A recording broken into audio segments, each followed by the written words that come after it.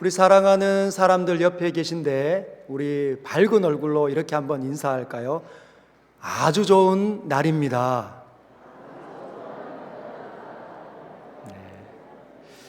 사랑하는 서연의 성도 여러분, 우리는 지난주에 우리를 당혹스럽게 만드는 본문 앞에 섰었습니다. 아나니아와 삽비라 사건이 그 내용이었습니다.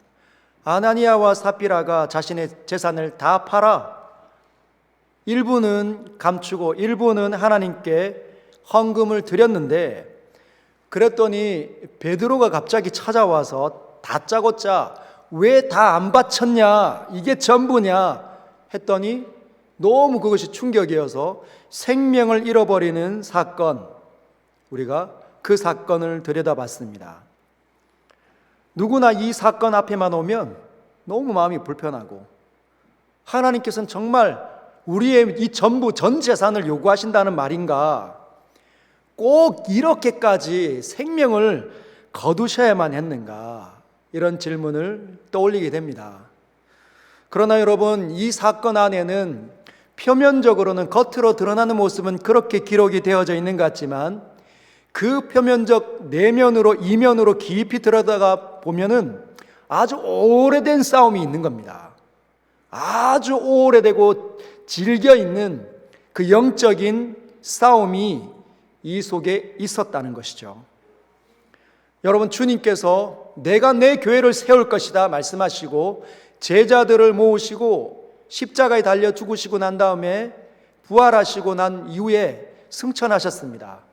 얼마 지나지 않아 남아있는 120명 가까이 되는 그 제자들이 오순절날이 이르러 성령을 경험하고 난 다음에 비로소 교회가 되었습니다. 예수께서 말씀하신 내가 내 교회를 세울 것인데 음부의 권세, 마귀의 권세, 영적인 어둠의 권세가 절대로 이길 수 없다. 그런데 그 교회가 세워지니 얼마 지나지 않아 10,000명이 넘는 성도가 된 그 교회로 자랐습니다. 첫 번째 교회가.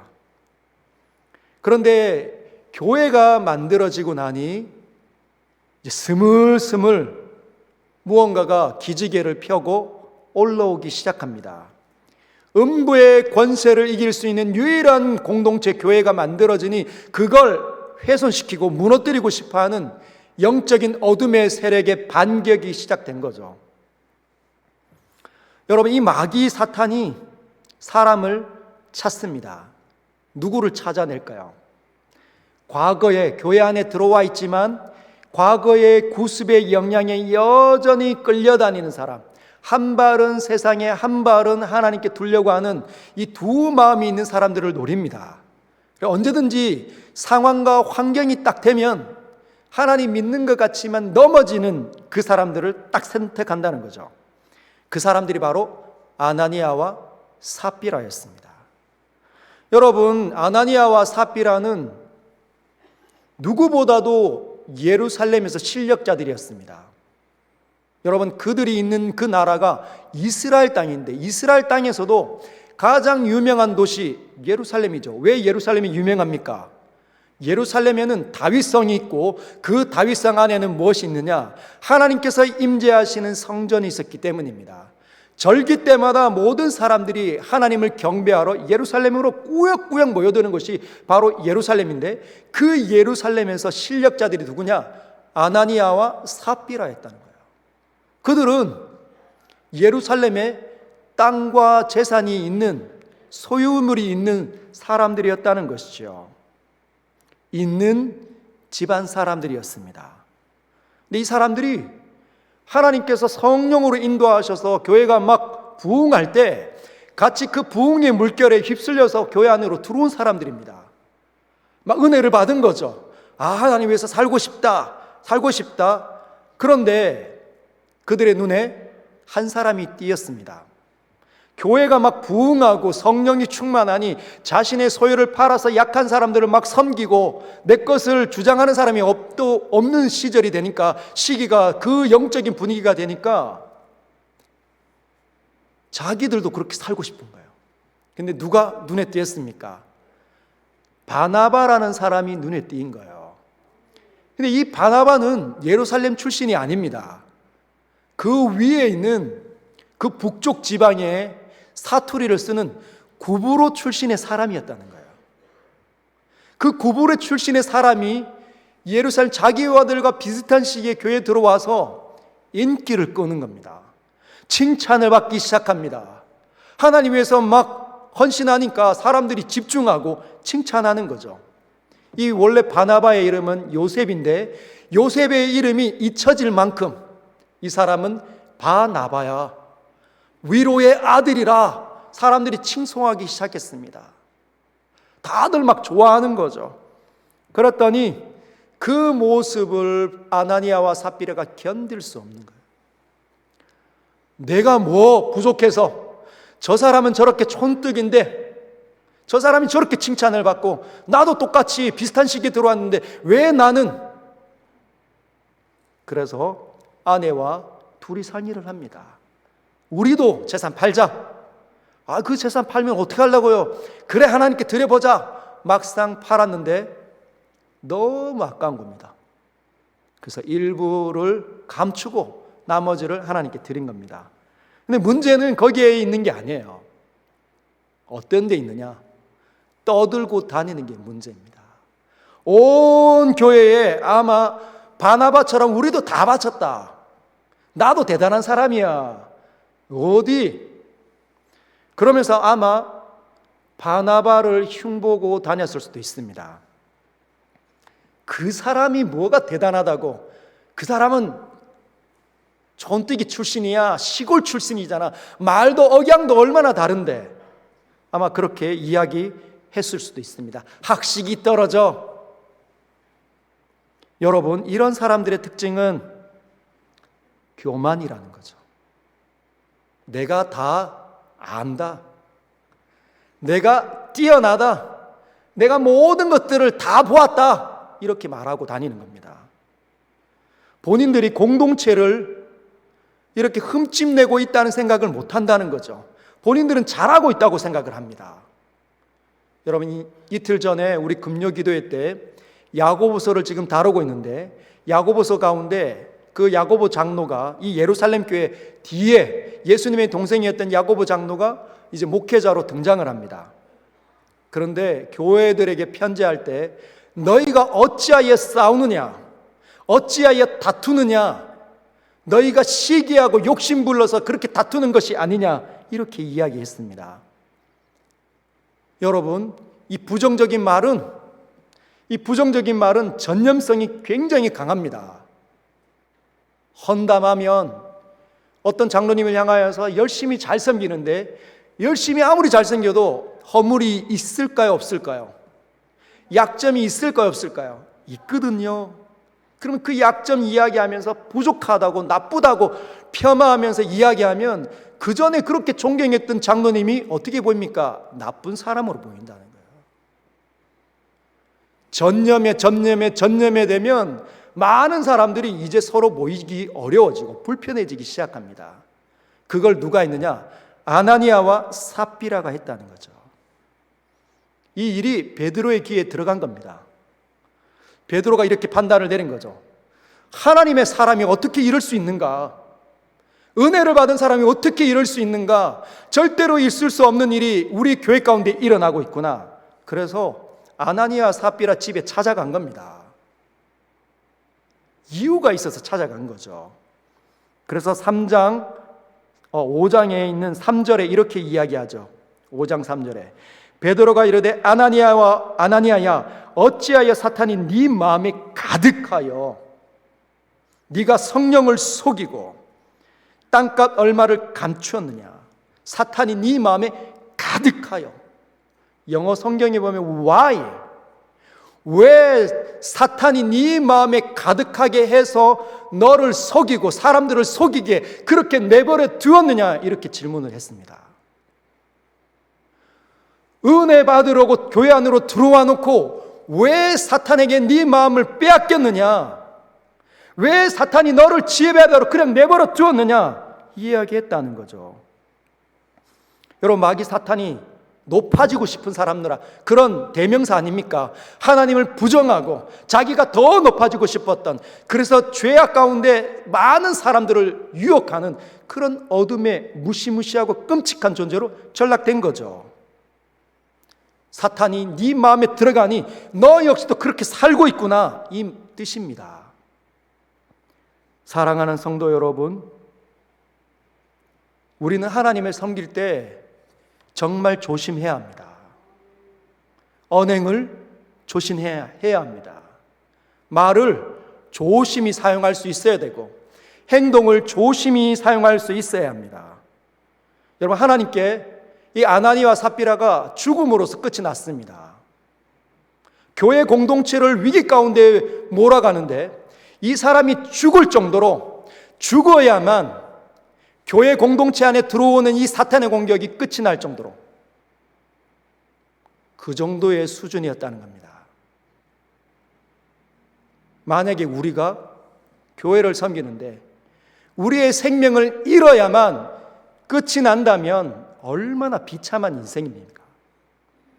베드로가 찾아와서 아나니아야 왜 그랬느냐라고 말했을 때는 회개할 기회를 주는 겁니다. 근데 듣지 않는 거죠. 그 기회를 박차버린 겁니다. 그러면 어떻게 된 겁니까? 생명을 거두어서 교회를 유지시키는 하나님의 역사심이 나타났다는 거죠. 사랑하는 성도 여러분, 기분 내키는 대로 하나님을 섬기지 않도록 주의하시길 주님의 이름으로 축복합니다. 이러면 이 사건 때문에 사도행전 5장 11절이 지난주에 어떻게 결론을 맺었죠? 한번 같이 읽어볼까요? 시작. 온 교회와 이 일을 듣는 사람들이 다 크게 두려워하니라. 두려움이 일어나는 겁니다. 교회 안에 하나님만 계신 게 아니었구나. 영적인 어둠도 틈탈 수 있구나. 함부로 직분받아서 직분에 걸맞지 않는 행동을 하면 큰일 나는구나. 이런 생각이 온 교회 가운데 두려움으로 들어와 있다는 거죠. 그 일이 이제 끝이 났습니다. 교회를 시험케 하는 일이 끝이 나고 난 다음에 오늘 본문이 열립니다. 어떤 일들이 일어났을까요? 하나님께서는 그 시험에 빠진 그 교회를 어떻게 돌보고 있는지 우리 오늘 본문을 통해서 한번 살펴보도록 하겠습니다. 먼저 12절, 13절, 14절 같이 한번 3절 읽어보도록 하겠습니다. 시작. 사도들의 손을 통하여 민간에 표적과 기사가 많이 일어나매 믿는 사람이 다 마음을 같이하여 솔로몬 행각에 모이고 그 나머지는 감히 그들과 상종하는 사람이 없으나 백성이 칭송하더라. 믿고 주께로 나오는 자가 더 많으니 남녀의 큰 무리더라. 아멘. 오늘 이 본문에는 3가지 정도가 등장하는데 하나는 첫 번째는 12절에 등장합니다. 사도들의 손을 통하여 민간의 표적과 기사가 많이 일어나매. 여러분, 시험거리가 사라지고 나니까 그 교회 가운데 하나님께서 어떤 일들을 베풀어 주셨냐면 표적과 기사가 많이 일어나도록 역사하셨다는 거예요. 여러분, 표적과 기사를 구분하실 수 있겠습니까? 제가 일전에 한번 가르쳐 드린 일이 있는데 여러분, 표적과 기사는 다릅니다. 기사는 기적적인 사건을 줄여서 기사라고 말하고 있는 겁니다. 신문 기사가 아니라 칼 싸우는 기사가 아니라 기적적인 사건의 줄임말이죠. 어떤 일들이 기적적인 사건일까요? 손을 대었더니 병마가 떠나가는 겁니다. 귀신 들린 사람이 머리에 안수했더니 귀신이 소리 지르고 떠나가는 거죠. 이런 일들이 기사입니다. 오늘 본문을 보면 15절과 16절에 그 기사가 나타나고 있습니다. 15절에 보면 심지어 병든 사람을 메고 거리에 나가 침대와 요 위에 누이고 베드로가 지나갈 때 혹 그의 그림자라도 누구에게 덮일까 바라고. 그리고 왜 거리에 병자를 들고 나갔을까요? 침대나 요 위에 거리에 들고 나가가지고 거기에 놓은 겁니다. 왜냐하면 사도들이 기도하고 안수하면 병마가 떠나가는 일들이 많이 일어나니까 사람들에게 소문이 났는데 막 그 문에 가려고 했더니 줄 서야 되는 겁니다. 번호표 받아야 되는 거죠. 1시간, 2시간이 걸리는 겁니다. 그래 어떻게 합니까? 그냥 거리에 나아가 침대나 요 위에 그냥 놓은 거예요. 베드로나 사도들이 지나갈 때 그 그림자라도 데이면 혹시나 기적이 일어날까 봐 그만큼 놀라운 일들이 있었다는 거죠. 여러분 지금처럼 눈에 곳곳에 병원이 보이던 시절이 아닙니다. 의사 선생님들이 그렇게 많은 시절이 아니었다는 거예요. 의원 하나 없고 약 하나 변변찮은 그런 시절에 병 걸리면 아무것도 아닌 병인데 그냥 죽는 사가 다반사 아닙니까? 그런 시기에 얼마나 많은 병들이 있었을까요? 그런 사람들이 사도에게 나와 기도를 받으면 다 나았다는 거예요. 근데 표적은요?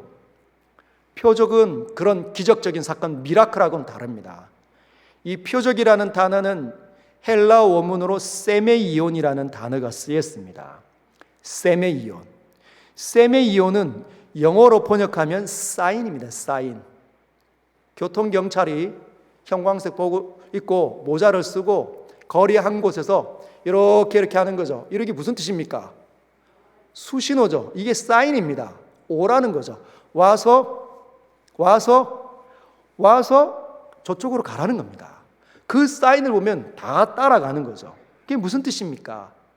그 사인, 그 표적을 보면 하나님의 역사하심이 반드시 느껴진다는 거죠. 표적의 기능은 하나님이 역사하신 것이다. 어떤 것일까요? 기도하고 있는데 갑자기 거룩한 두려움이 몰려오면 그게 무슨 뜻입니까? 하나님께서 역사하신다는 거죠. 지금 나를 만나고 계시다. 기도하는데 움찔움찔합니다. 머리부터 발끝에 이르는 그 피부가 소름이 쫙 끼칠 때 그게 무슨 뜻입니까? 하나님이 지금 나를 만나고 계시다. 여러분 굉장히 어려운 문제가 있는데 아무도 풀 수 없습니다. 근데 주님이 역사하실 때 그 문제가 풀어진다는 거죠. 아무도 풀 수 없는 일이 갑자기 풀리기 시작했다. 무슨 사인이죠? 하나님이 지금 나를 돌보고 계시다.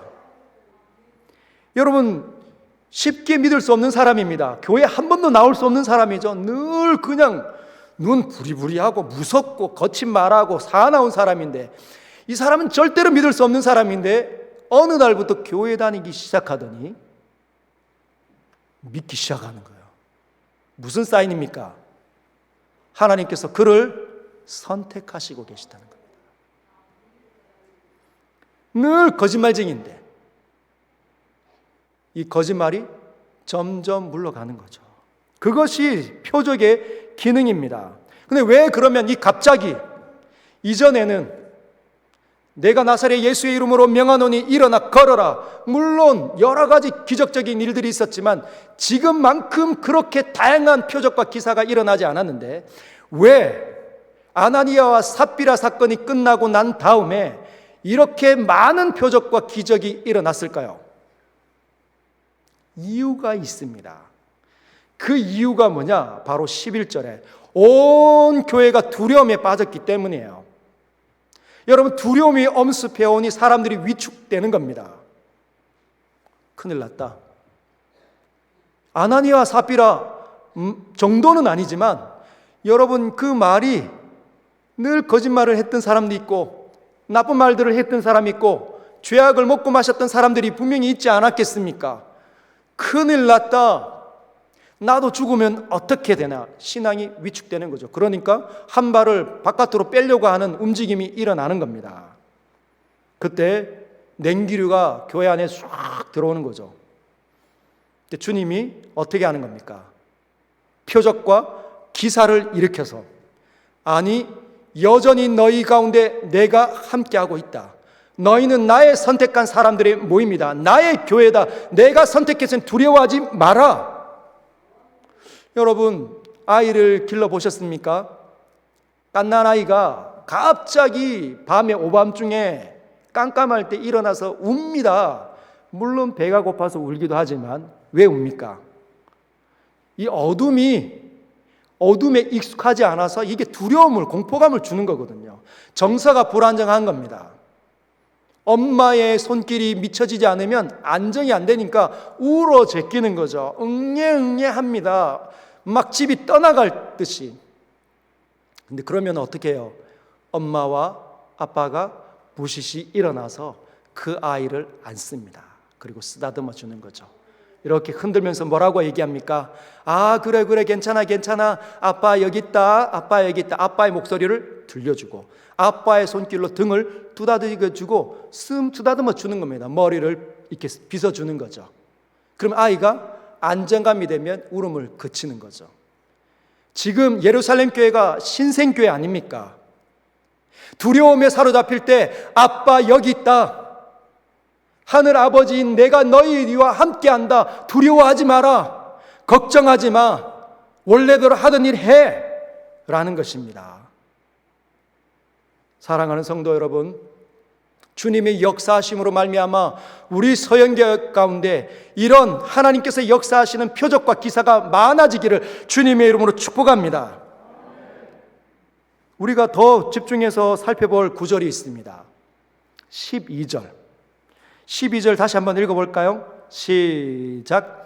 사도들의 손을 통하여 민간의 표적과 기사가 많이 일어나매. 거기까지. 여러분, 거기까지에 어떤 말에, 어떤 곳에 우리의 시선이 머물러야 될까요?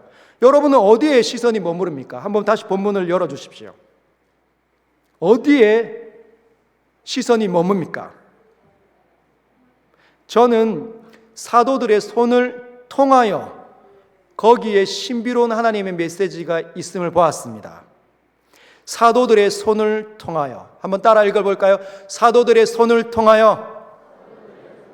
사도들의 손을 통하여.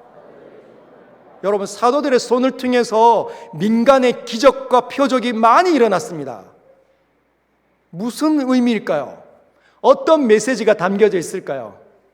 아, 목사님, 또 사도들의 손을 통해서 목사들과 사역자들, 그들을 존중하라, 이런 설교를 하려고 하는 건가? 아닌 줄 아시겠죠? 여러분, 더 한번 기억해 보십시오. 사도들의 손을 통하여. 이게 무슨 의미일까요? 통하여. 그 말은 사도들의 손은 도구이라는 뜻입니다. 사도들의 손을 통해서 누가 역사하셨다는 겁니까? 그들의 주인이신, 그들을 이끄시는 선한 목자이신 예수 그리스도께서 역사하셨다는 것이죠. 여러분, 예수님은 살아 계십니다. 지금도 우리 가운데 운행하시는 분이십니다. 믿음의 눈을 들면 언제든지 주님의 손길이 느껴지는 거죠. 주님이 친히 사도들의 손을 통해 역사하십니다. 두려워하지 마. 내가 여기 있어. 사랑하는 성도들, 여러분 가운데 혹시 주님이 아직까지 믿겨지지 않는 분이 있습니까? 아니면 예전에는 정말 은혜 받아서 믿음이 있어서 예수님 믿겨졌는데 세상의 모진 풍파에 시달려서 믿음이 정말 추락하신 분들이 계십니까? 여러분, 그렇다면 저를 보시고 예수님을 믿으시길 바랍니다. 여러분, 제가 누구입니까? 대서연교회의 담임목사. 제가 그 말 하려고 하는 게 아니라 이 대서연교회 저 같은 사람이 목사가 되었다는 것이 신비 아닙니까? 미라클. 여러분, 저는 고집쟁이입니다. 고집쟁이 출신입니다. 말도 함부로 했고, 그리고 욕을 제 언어처럼 사용했던 사람 가운데 살았던 사람입니다. 이 세상에 유아 독존처럼 하나님을 인정하지 않고 위기 때마다 기도하긴 했지만 하나님, 부처님, 알라신, 사방팔방의 모든 신들을 부른 엉터리 같은 사람이었거든요. 저밖에 모르는 그런 사람이 예수님을 믿었다. 불가능한 거 아닙니까? 그 사람들 중에 지금 목사로 여기 서서 여러분들에게 설교하고 있다. 기적이 일어난 거죠. 저같이 트리플 A, A의 성향인데 AA가 아니라 A가 3개 있어서 너무 소심하고 사람들 앞에 서는 걸 두려워하는 사람이 이 강단에 서서 여러분 앞에 활기차게 지금 믿음으로 선포하는 건 기적이 일어나야 가능한 겁니다. 여러분, 저를 보시고 하나님의 살아계심을 느끼시길 다시 축복합니다. 이것도 안 믿겨진다. 옆 사람들을 한번 보십시오. 옆 사람들 지금 천사처럼 부드럽고 선해 보이지만, 여러분들을 사랑하는 사람 같지만 저보다 만만치 않으신 분들입니다. 이분들 역시 다 죄악을 먹고 살았던 사람들인데 어느 날 은혜 받아서 여기 가운데 다 와서 이 자리에 모든 사람들이 이 거룩한 이 주일에 다 쉬지 않습니까?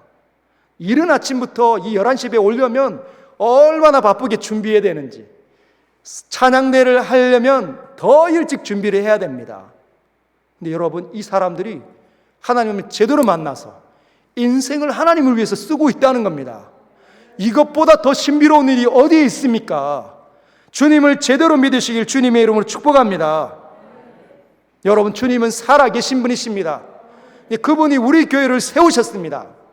여러분, 주님이 살아계시고 예루살렘 교회가 있으니 표적과 기사가 얼마나 많이 일어났습니까?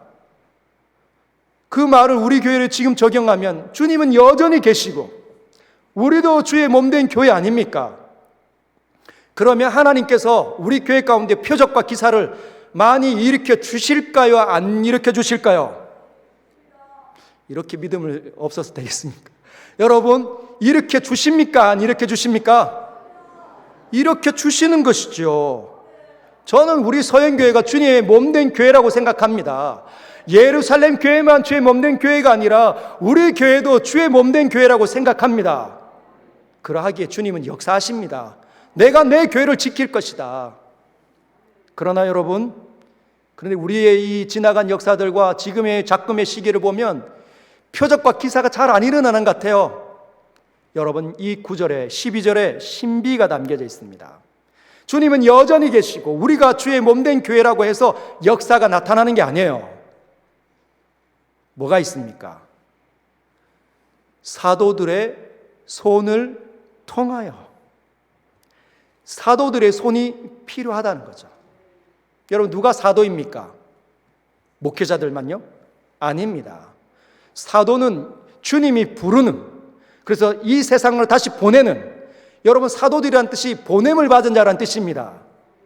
저와 여러분들이 바로 세상의 모든 곳곳에 보내지는 사람들 아닙니까? 우리의 손길이 필요하시다는 거죠. 사랑하는 성도 여러분, 하나님은 무한하신 분이십니다. 전지전능하신 분이세요.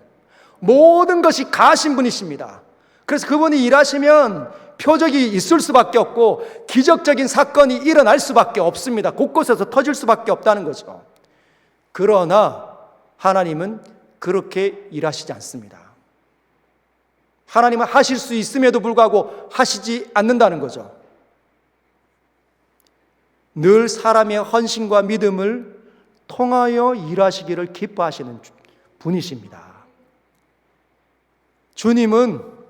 하나님은 우리같이 부족한 자들의 헌신과 믿음을 통하여 일하기를 기뻐하시는 분이시라는 거죠. 할렐루야. 여러분, 이것은 하나님의 배려입니다. 전적인 우리를 향한 하나님의 은혜요, 사랑의 증거라는 거죠.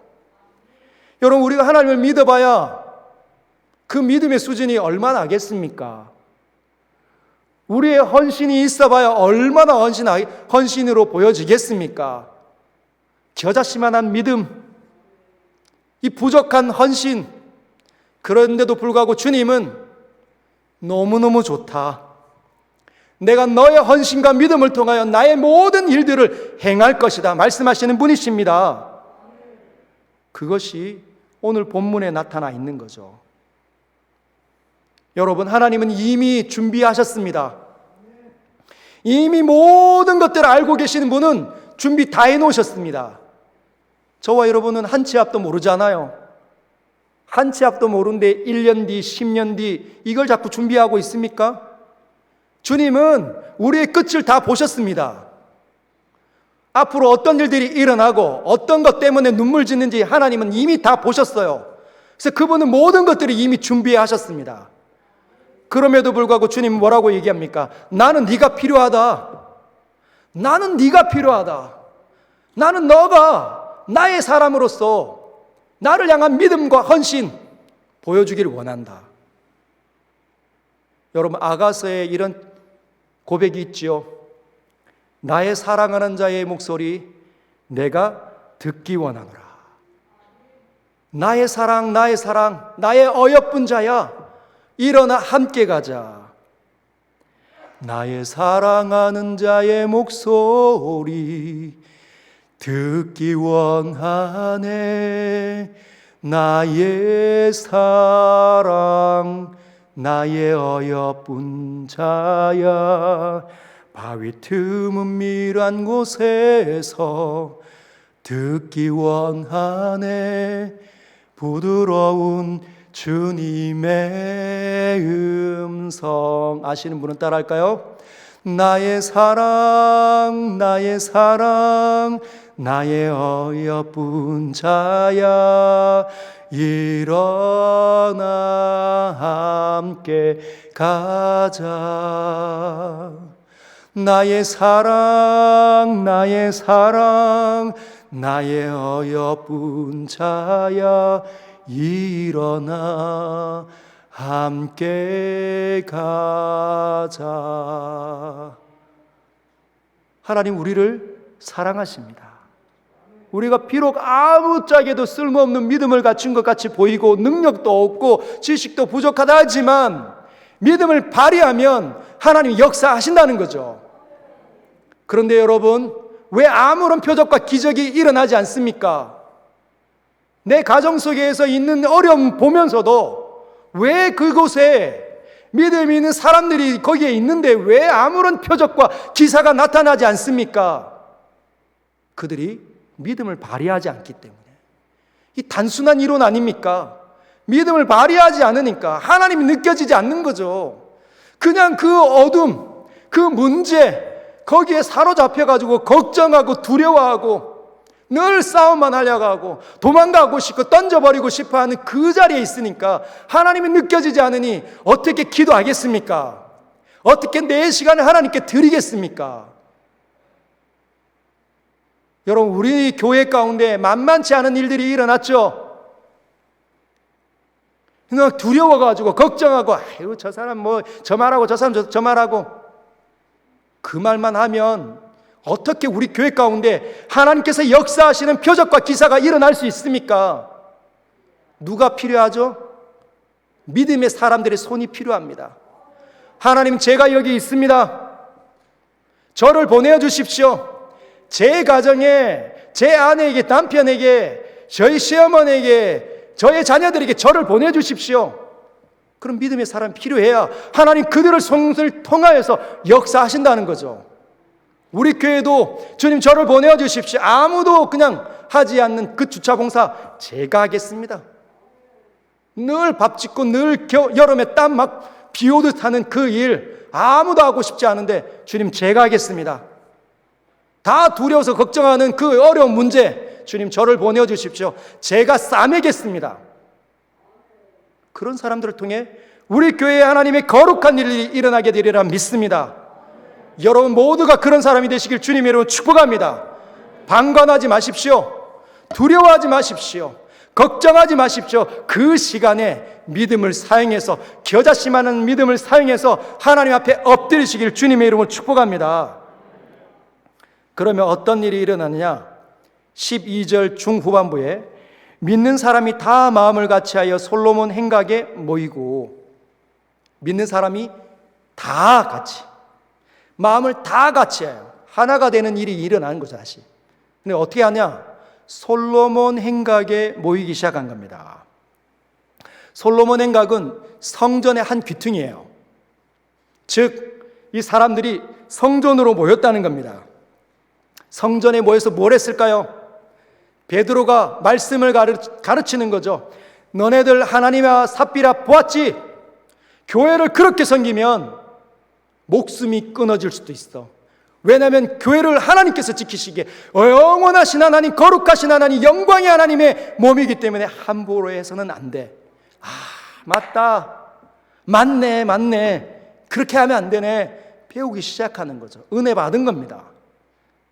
솔로몬 행각에 모여서 말씀을 듣고 은혜 받고 찬양하고 기도하니 놀라운 일들이 일어나는 거죠. 근데 어디서 그 일들이 일어났다고요? 솔로몬 행각 성전에서. 그 말은 모였다는 겁니다. 공동체로 모였다는 것이죠. 여러분, 혼자 은혜 받는 건 안 됩니다. 혼자 은혜 받는 것으로 만족하는 사람들이 없기를 바랍니다.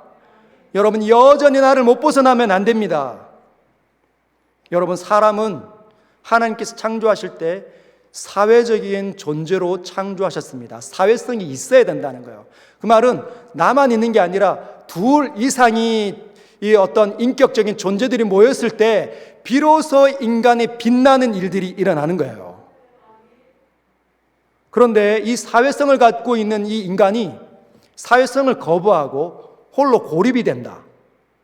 여러분, 사람들이 너무 많이 찾아오니까 이제 좀 그만 왔으면 좋겠다 하면 외로운 그 시간을 보내게 되면 여러분, 정신적으로 결함을 갖고 옵니다. 사람들의 생각이 교류되지 못하면 정신적으로 외골수적인 사람이 되는 거예요. 굉장히 고집스럽고 소통이 잘 안 되는 사람들. 여러분, 소통이 잘 안 되는, 말이 잘 안 통하는 사람들 보면 사람들과 만남이 굉장히 적다는 것을 알 수 있어요.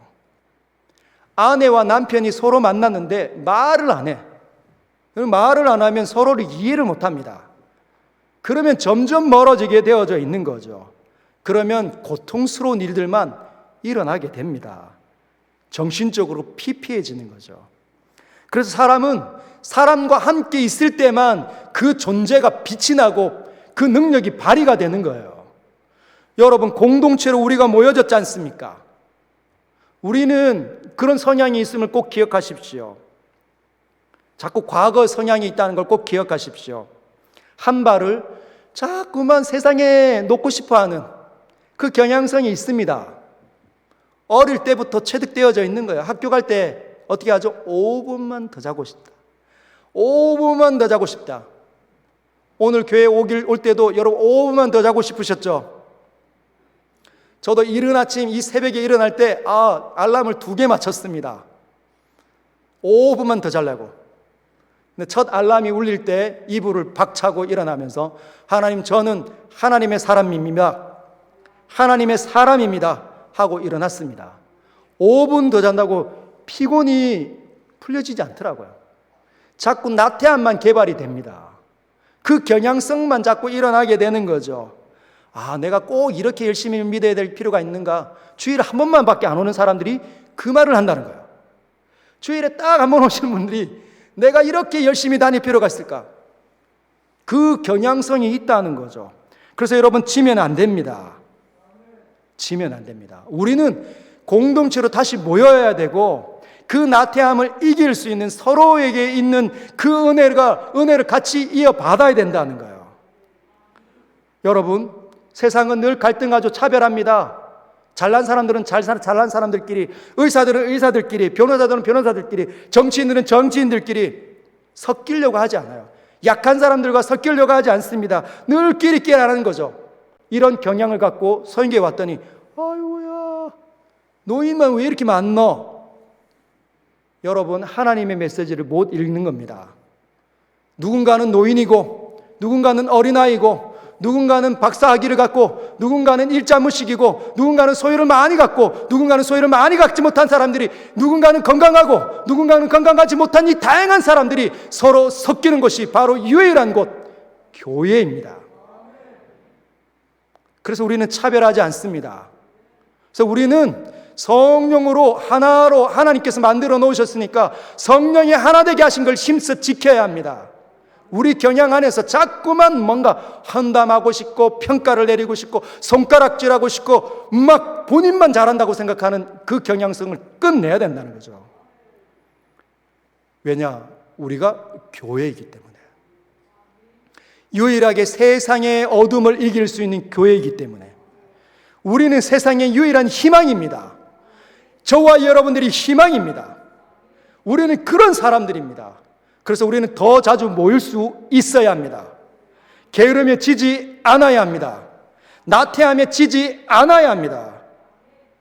여러분, 한 주간에 있었던 그 은혜, 하나님께서 우리에게 주신 은혜가 얼마나 많습니까?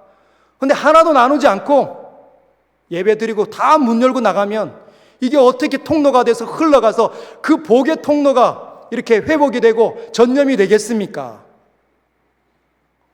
제가 어떤 분을 만났는데 제가 점검할까봐 그 집사님이 선수 치시더라고요. 목사님, 묵상 잘하고 있습니다. 본인이 출근하면 직장에서 월요일마다 주보 뒤에 있는 묵상 노트 본문 쫙 펴놓고 한 주 동안 점심시간마다 쉬는 시간마다 그거 들여다본다는 거예요. 그렇게 하고 여기 왔더니 그렇게 이야기하셨습니다. 제 삶의 순간순간이 하나님의 기적이고 하나님의 일하심이었습니다. 얼마나 놀랍습니까? 여러분, 그런 분이 우리 교회에 계시다는 거예요. 근데 그런 분이 한두 분이 아닙니다. 여러분, 알고 계셨어요? 그런 분들이 하나님의 기적과 표적 위에 막 노출되어져서 너무 행복해 한다는 겁니다. 근데 저의 꿈은 모든 분들이 그런 하나님께서 주시는 즐거움과 기쁨에 동참하는 겁니다. 여러분들 모두의 것이 되기를 주님의 이름으로 축복합니다. 남들은 다 누리는데 나는 늘 빈 깡통만 들고 다니는 어리석은 자리에 있지 않도록 여러분 최선을 다해서 살아주시길 부탁드립니다.